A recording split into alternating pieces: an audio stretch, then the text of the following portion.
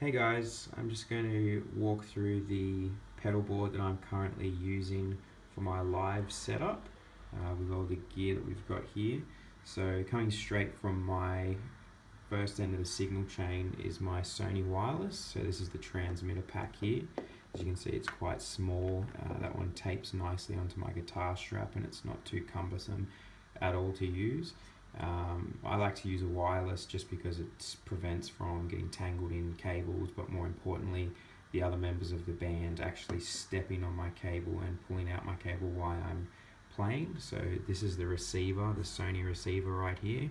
As you can see, it's quite small as well, and that goes straight into my Polytune. So this is essentially where the pedal board begins, at the Polytune.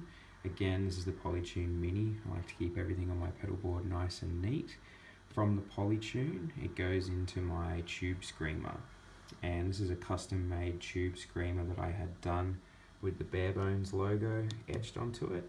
I had it named the Little Bastard, and it was made by Cod Tone. So essentially this pedal is just for giving my JCM, so my Marshall JCM, just a little bit more kick, but I have that running all the time. And then next we go into the Crybaby, which is my wah pedal. This guy here, and as you can see, I have the Crybaby Mini, again just to keep pedal board space nice and tidy. I don't use this one too often live, but we use this pretty much on all the recordings that we've done. This was the Soul Wah used for all the solos, so it has a really good tone, that one. And from this guy we move across to the Pitchfork by Electro Harmonix.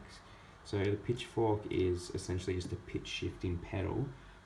It can also be used as an octave pedal, so I use it for both. So we have a couple of songs in the set where I'll use this as an octave pedal to just give my lead passages a little bit more depth, and then I use it as almost a whammy bar or a whammy pedal in another song where it drops out and boosts as an octave up, so it gives it a very high pitch tone on that one. And that's just a latch or non-latch, so I can kick it in or out. And then lastly, the signal chain ends with my ISP noise decimator. So this is the best noise suppressor that I've come across. It's nice and shiny as well. It is pretty chunky, but it does the job really well. And then that all heads into my Marshall JCM 800. So that's my pedal board. If you got any questions, just let me know.